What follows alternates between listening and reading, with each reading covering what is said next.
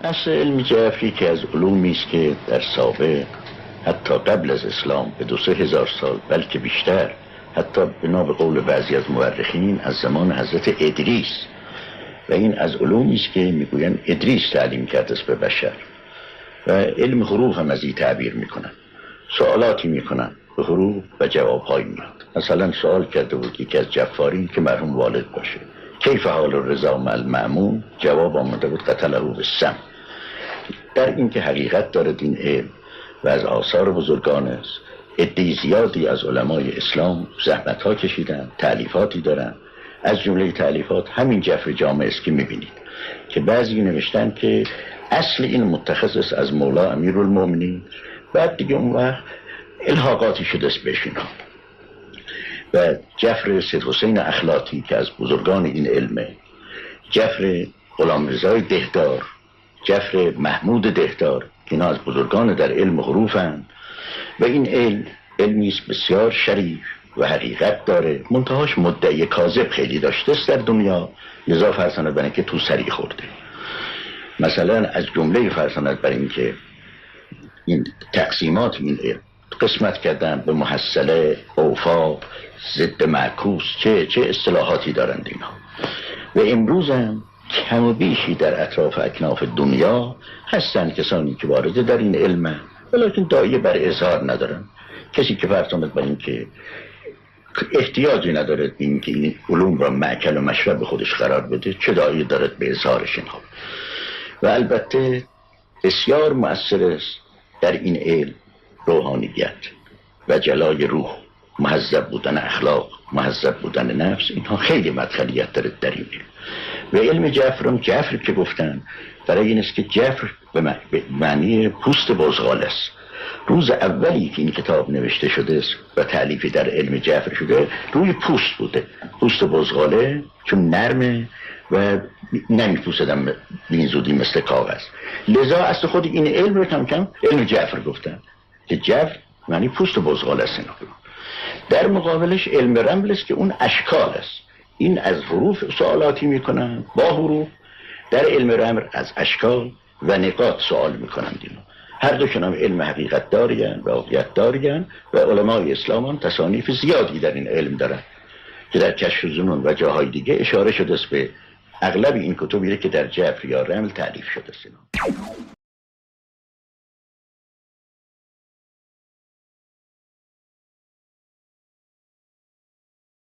اعوذ بالله من الشیطان الرجیم. بسم الله الرحمن الرحیم. الحمد لله رب العالمین. حسبنا الله و نعم الوکیل. نعم المولا و نعم النصیر. رب اشرح لی صدری و یسر لی امری واحلل عقدة من لسانی یفقهوا قولی. و عرض سلام و ادب و احترام خدمت شما دوستان عزیز. انشالله که در این دوره جدیدی که حقیر در خدمت شما هستن با نام علم شریف جعفر، یک فرصت بسیار زیبایی برای شما پیش بیاد و انشالله که بتونیم یک مباحث ارزشمندی رو که مد نظر داریم برای شما دوستان خوبم عرض بکنم. میخوایم به علم شریف جعفر و حروف بپردازیم. ما در مباحث متافیزیکی و علوم غریبه سعی ما اینه که علوم فراموش شده، علوم مهجور مانده، علومی که دشمنان طی این صداهای اخیر نذاشتن در بین مردم نمود و ظهور و بروز دقیق و درست داشته باشه و اومدن کتاب‌ها رو دستکاری کردن، اومدن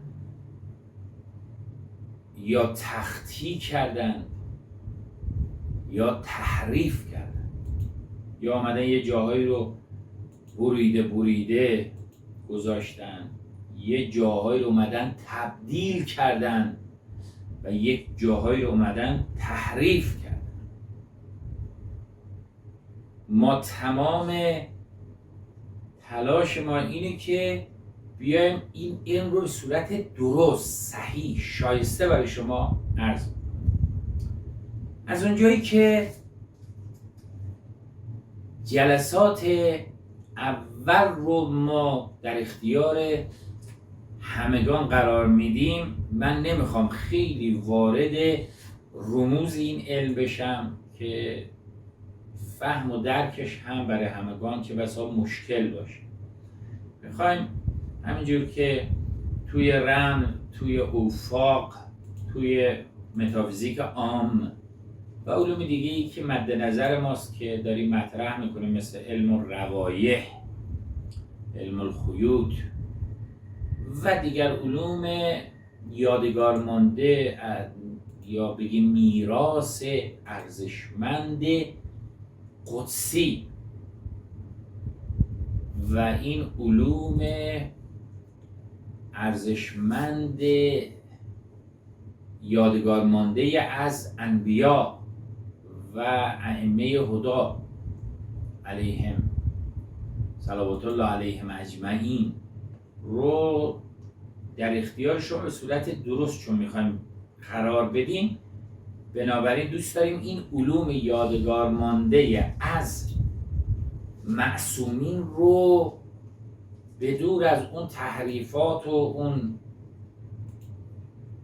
زخمهای عمیقی که بهش وارد شده در اختیار شما قرار بدیم. پس دوست داریم حوصله خرج بدید و دوستان خوب با ما باشید. من اول بحثم این رو تذکر میده تو همه اینا، البته با عبارات مختلف، که ما مبنامون اینه دوستان، ما یک طب سفلی داریم یا سفلی، یک طب علوی داریم یا علوی.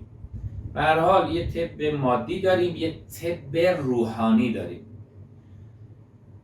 و در گذشته مقدمه کتب طبی ما در نسخ خطی که الا ماشاءالله من در اختیار دارم، بخش‌های اولش مربوط به طب روحانی بود، بحث‌های متافیزیکی بود، بحث‌های حالا بحث چشم زخم و اجنه و طلسم و مباحث اینجوری و راه‌های درمان و راه‌های کشفش بوده. در الان اینا رو شما در کتب پیدا نمی‌کنید. چرا؟ اونقدر اومدن این کتب رو حجمه وارد کرده، اونقدر اومدن این کتب رو کوبیدن تا در دسترس شما قرار نگیریم. مباحث هر جایی که سلامتی شما رو تضمین بکنه، آرامش شما بزرگواران رو تضمین بکنه، دشمن نمیذاره شما اونجا رو بفهمید.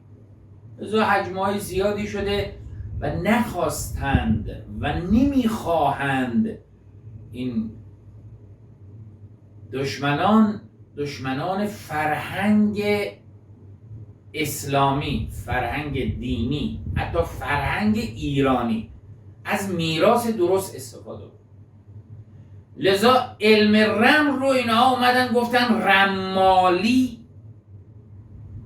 و امروز من در رم شاید جرأت نکنم این واژه رو به کار ببرم بگم فلانی رمال است، مجبورم بیام بگم عالم علم رمل است. اومدن کاملا این واژه رو مبتذلش کردن، آدم روش نشه بگه. در حالی که تو کلمات بزرگان ما نگاه بکنید ببینید این واژه رو چقدر با تقدس یاد میکنن. این علم رو، این واژه جف رو که جفار گفتن، خب خیلی نامانوس و غریب است برای اذهان من. بنابراین دوستان بزرگواران، ما طب علوی که همین بحث های متافیزیکی رو در ابعاد مختلف داریم برای شما مطرح میکنیم.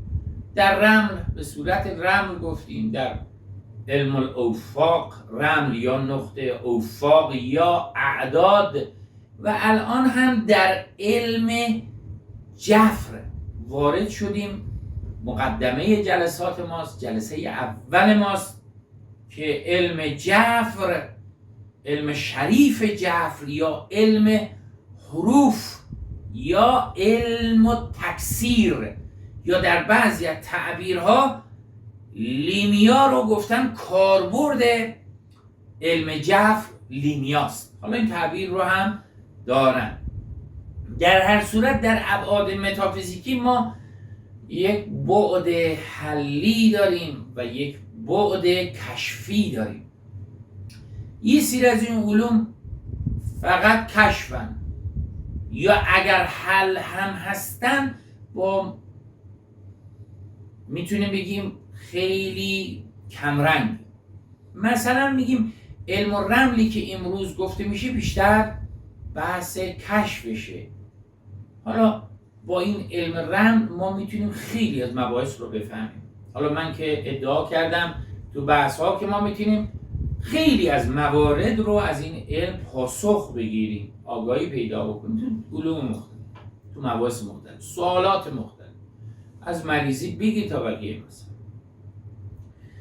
و در بعد حلی و درمانی خیلی کمرنگه. حالا مغربی ها یه چیزایی گفته. حالا من این دوره رمل رو که در اواسطش هستیم، حالا باید ببینیم صلاح کار چجوری، آیا اون قسمت حلیش هم بگیم یا نه. اما در بین این علوم علم جفر بسیار علم مخصوص، بسیار مشکل و بسیار پاسخگویی است. این علم بسیار وسیع، علم بسیار عمیق و ساحت مقدس این علم هم در بعد کشف هم در بعد حلی هست. سالهای سال باید زحمت کشید تا به هر حال به رموز این علم دست پیدا کنه، به فنون این علم، به دقت این علم دست پیدا بکنه. بنابراین دوستان در بحث‌های متافیزیکی یه سری علوم کشفی هستند، یک سری علوم حلی هستند. ابعاد کشف رو دیگه من توی مقدمه اوفاق و مقدمه رم توضیح دادم که مثلا کشف‌های یه وقت به صورت قرآن، کشف قرآنی. من مثلا تو جلسه 20 رم اومدم بعد کشف از قرآن رو یه شکلش رو اونجا برای دوستان عرض کردم، چی جوری قرآن کاشفه.